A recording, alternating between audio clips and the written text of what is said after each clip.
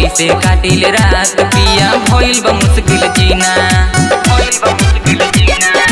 ए जी चैत के महीना दिल लागे ना तोहरा बिना।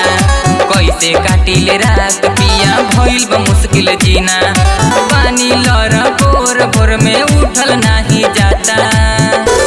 भरिया पिया हमसे गेहूं ना काटाता।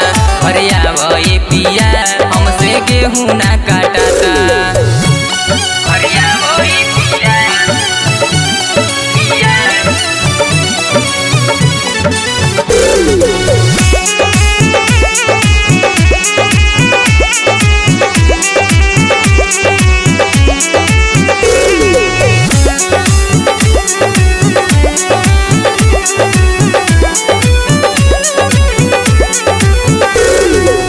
खेतवा में गेहूं सरसों तीसी झुराता।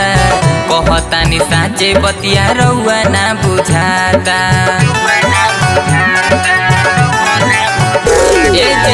खेतवा में गेहूं सरसों तीसी झुराता। कहतानी साचे बतिया रउआ ना बुझाता। राजा जी हो हमसे खरी हानि नाली पाता। भरिया पिया हमसे गेहूं ना काटाता। भरिया पिया हमसे गेहूं ना काटाता। भरिया पिया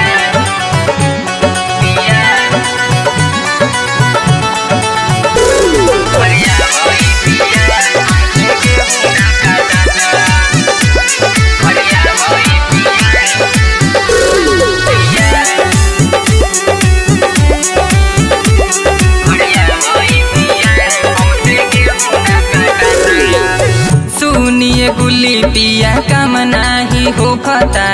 देवरा बसंत खाली ताड़ी होने सोखता।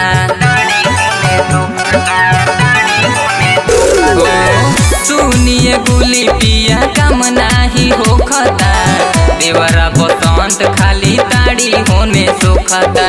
उठे जब दर्द हमसे रहल नहीं जाता। भरिया पिया हमसे गेहूं ना काटाता। भरिया पिया हमसे गेहूं ना काटाता। चैत के महीना दिल लागे ना तोहरा बिना। कैसे काटिल रात पिया भइल बा मुश्किल जीना। ए जी चैत के महीना दिल लागे ना तोहरा बिना। कैसे काटिल रात पिया भइल बा मुश्किल जीना। पानी लड़ भोर भोर में उठल नाही जाता।